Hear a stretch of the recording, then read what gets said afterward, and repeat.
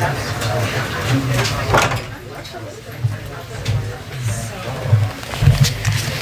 afternoon, everybody. Good afternoon. Oh. I'm like, geez, I'm all by myself up here.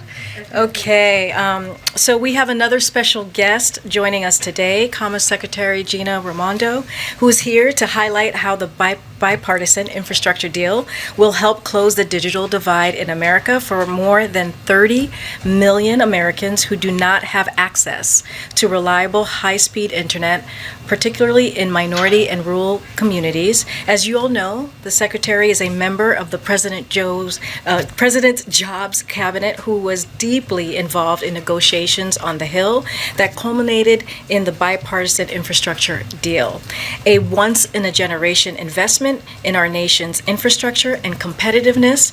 Today, the Secretary will discuss the role of the Department of Commerce in implementing this bill to build up broadband infrastructure.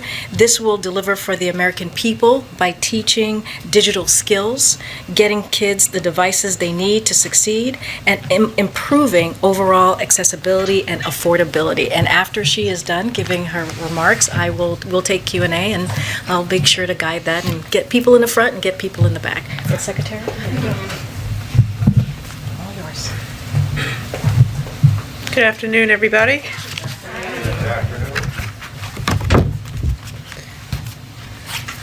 Well, first of all, thank you for inviting me today. It's a pleasure to be with all of you. I suppose before I talk about broadband, I just want to take a moment to recognize what an incredible accomplishment it was last week to get the bipartisan infrastructure bill accomplished. I can tell you, prior to this job, I was governor of Rhode Island for 6 years, and every year we were told an infrastructure bill was around the corner. It's going to come, Governor. The infrastructure money's coming. But of course it never did. And President Biden delivered. President Biden stepped up. He led. None of this could have been done without his leadership. He was so personally engaged, working across the aisle to compromise, to get results, to deliver for the American people, and that's what happened. And I don't think we can underestimate the impact of this. The Infrastructure Investment and Jobs Act will help Americans and deliver for Americans. As it relates to the Commerce Department, it is going to enable us at the Commerce Department to fund key priorities that will have very tangible positive impacts for American workers and businesses. Just to tick off a few things, it's substantial funding for NOAA to increase climate resiliency and restore and improve coastal habitats. It is, very excitingly, permanent authorization for the Minority Business Development Agency and $1.6 billion to that agency. MBDA, which resides in the Commerce Department, is the only federal agency solely focused on promoting the growth, development, and resiliency of minority-owned businesses. So it's pretty incredible. But today I'm going to focus particularly on broadband, as Corinne said. President Biden has set a very ambitious goal for his administration, that we must connect all Americans, regardless of where they live, to high-speed, affordable internet. And thanks to the passage of the bill, we will be able to accomplish just that. The Infrastructure Investment Act allocates $65 billion to expand broadband in communities all across America, to create low-cost options and subsidize the cost of service for those who need it. Of that $65 billion, about $45 billion will be coming to the Commerce Department at NTIA to administer that program. I will say this is an area that I am particularly passionate about, having been a governor during the pandemic and being with people who didn't have broadband, children who couldn't go to school, people who couldn't go see a doctor or a therapist. It is heartbreaking, and it showed in a very real and human way how essential broadband is. And the fact of the matter is, we have to close the digital divide, period. And this infrastructure bill will allow us to do that, and the $48 billion coming to the Commerce Department will allow us to do that. Beyond the physical infrastructure, laying fiber, affordability is just as important. Affordability is just as important as access. It does a family no good if there's broadband in their community but they can't afford it. Closing the digital divide means both providing the broadband and making sure it's affordable. So the investments in this bill will help ensure every American can access affordable high-speed internet, which means requiring funding recipients to offer a low-cost affordable plan. Everyone who gets a penny of this money is required to offer a low-cost affordable plan. Provide federal funding for broadband services to low-income families, requiring providers to be transparent about pricing to help families do comparison shopping for services where they have competitive options. I will confess this is going to be a massive undertaking for the Department of Commerce, but we're up for it. We've been planning for months and we're up for it. We plan to work in close collaboration with states, counties, cities, community-based organizations, and the private sector in partnership to develop grant programs which will ensure that we roll this out in an efficient manner. Broadband is the gateway to economic opportunity, and so in order to open that gateway, we're putting equity at the center of everything we do. I will say, to truly transform our economy into one that works for all Americans and one that will make our country more competitive on the world stage, we have to make investments in a way that is equitable and just. And we view this lens across all of the work we do at the Commerce Department, and it will be particularly front and center with the broadband work that we will be doing. It will not be easy. This will be technically difficult. It's an implementation challenge, but it is necessary. It is necessary, and I know that implementing this in partnership with our partners on the ground, we will be able to close the digital divide, close the innovation divide, and achieve the President's goal of making sure that every American, regardless of where they live, or the color of their skin, or their income, has access to broadband. And I will say, 30, 40, 50 years from now, we will look back on this as the turning point, as a critical turning point, because now that we're moving even more towards a digital economy and a data economy and a tech economy, nobody can be left behind, and that means everybody has broadband, and due to the President's leadership, we're going to be able to deliver on that. So with that, I will turn it over to you. Thank you. Go ahead, Rita. Thank you, Secretary, for being here. Can you walk us through the logistics of how the money is going to be allocated? From what I understand, at least $100 million will go to states. And then is it totally up to the states to determine what projects to launch, or there will be federal oversight? But basically, I'm trying to understand how the money is going to get funneled through and how the remaining money is going to be allocated. Yes, thank you. So in terms of the practicality of it, each state will receive $100 million, as you say. The remaining money will be allocated based on need, based on how many underserved households there are in that state. So the whole name of the game here is to focus on the underserved and the unserved, and on affordability. We have to make sure that we don't spend this money overbuilding. So, which means we'll have to work very closely with the FCC and using their maps to make sure that we focus the money where broadband doesn't exist now.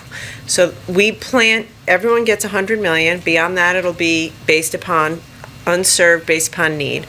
We're going to give out a grant per state, and each state will then give grants to sub-grantees on the ground. We are, as I just said, very focused on equity and making sure there's affordability and ubiquity, which means we have to be flexible. Like in a state like Rhode Island, where I'm from, there's no rural Rhode Island. So, it's a city, it's an urban place. So the needs in a place like Rhode Island will be more around affordability, inner city access. Contrast that with New Mexico, completely different topography. 50% of people on tribal lands don't have broadband. We need to account for the flexibility there, which is why it's going to be a state by state. There will be a tremendous amount of federal oversight and transparency. Every state has to put their plan online for everyone to see, and we are going to have very strict criteria to make sure that we achieve the goals of affordability and access. When do you think the first expansion projects will get underway? I'm sorry, say again? When will the projects get underway? When do you think states will physically start to So, I would say first we have to have the law, and then it'll take us some time to get set up, some number of months. So, I mean, it's hard to say. I would say, well into next year. Thank you. Secretary, I'll step in. With this new money, Secretary, question for you. Can you guarantee people living in internet dead zones? This is about internet dead zones. Secretary Raimondo, thanks so much for taking Internet dead. The first question I have is, can you talk a bit about how quickly Americans will feel the impacts of this, and as well as if there are some more longer term goals that maybe are 10, 20 years down the line? Can you talk a little bit about the timing of this? So I say, first, we are already implementing, in the rescue package, Commerce received some money related to broadband, and we're already putting that out now. There's a tribal initiative, there's a rural initiative, USDA it has that, we're working with them. So some Americans will start to see relief, this year, soon. As I just said over here, the rest of this, I think it will take us some number of months to, start getting the money out the door.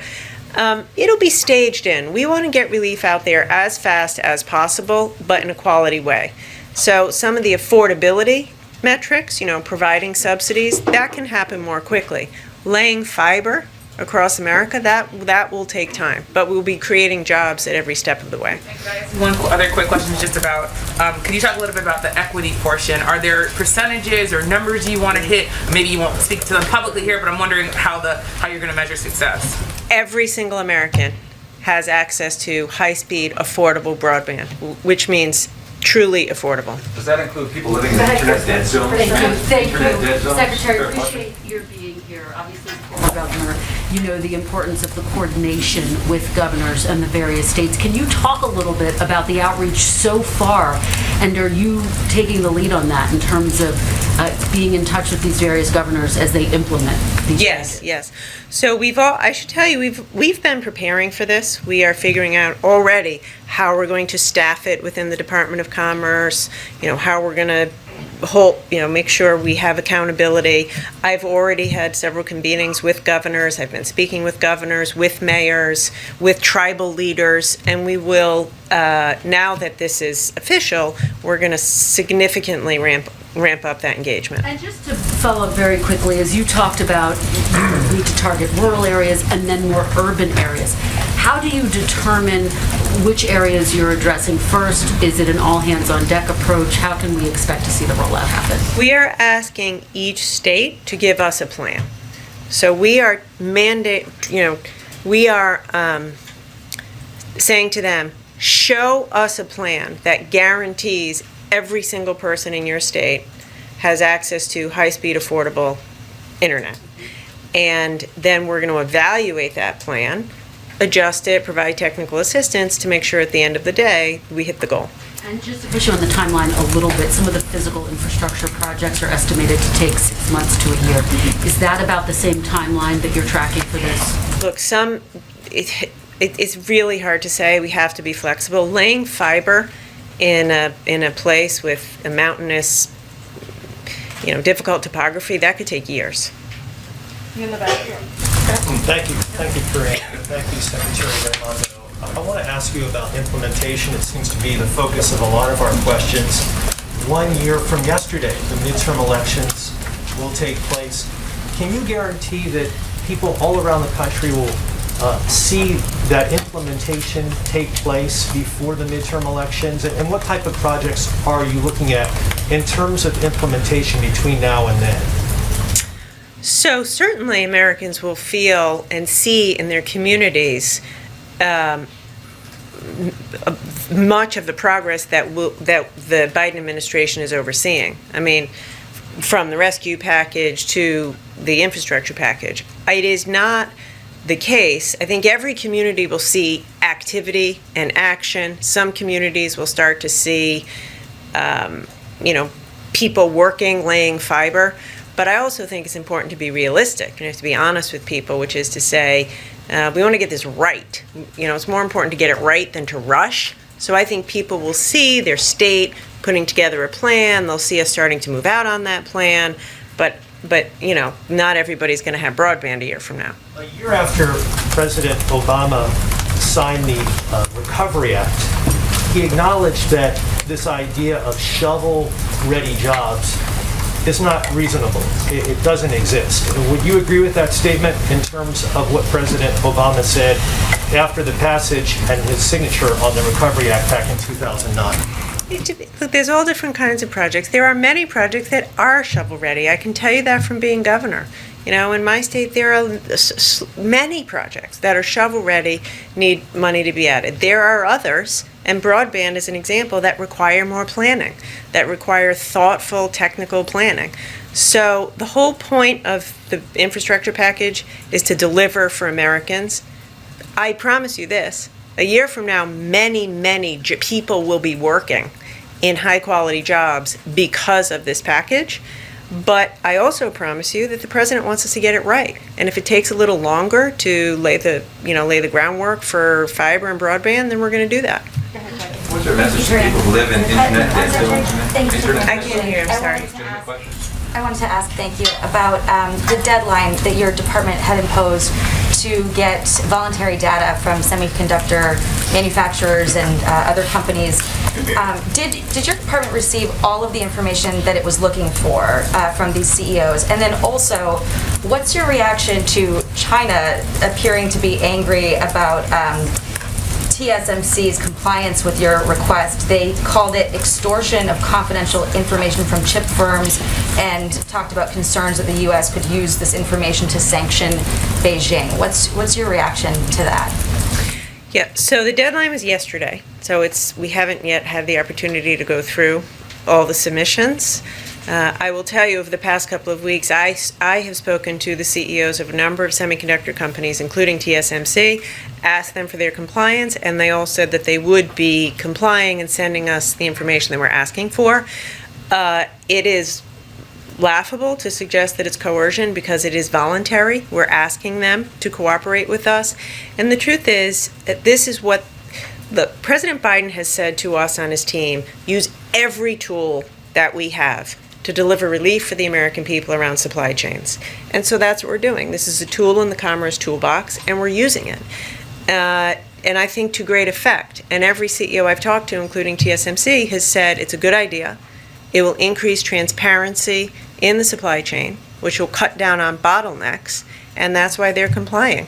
Their own choice. Does China's reaction make you think that the U.S. should have a more clear strategy toward possibly defending Taiwan, given their response to this? You've called the semiconductor shortage a national security crisis. They're obviously being very responsive to the White House probe for more information, and they're hedging on that. What do you think about how we should approach Taiwan, defending Taiwan?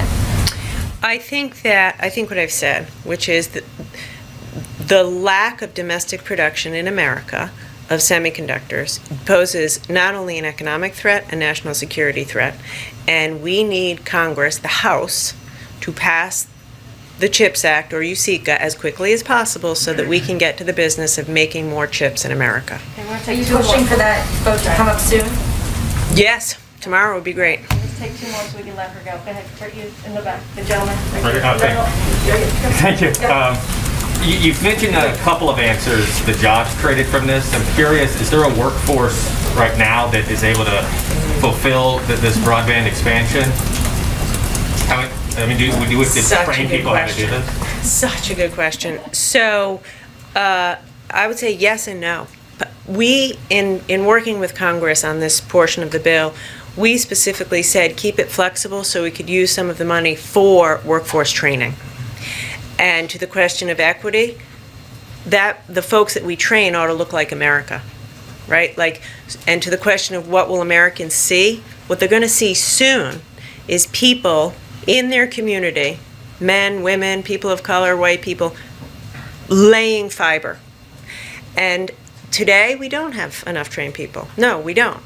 But some of this money will be used for workforce training so that we can train folks, and in the process of doing that, diversify the ranks of electricians and technicians and folks who are, deploying the fiber in America.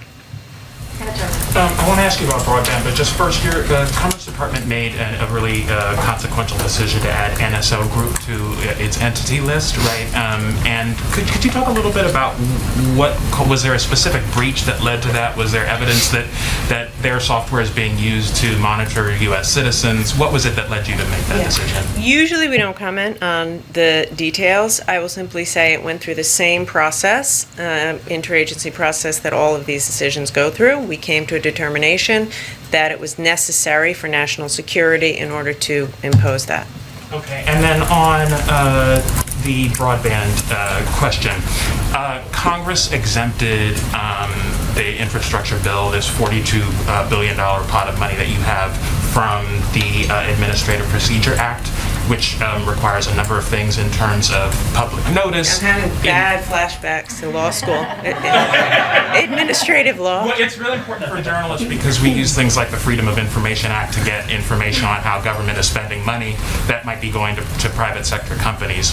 So since we don't have that, how do you expect us to hold you accountable for how this money is being spent? So I'll confess I haven't gone that deeply into the weeds of that particular provision, but I will say this. As I said here, we are deeply committed to transparency. The way to build public trust is transparency.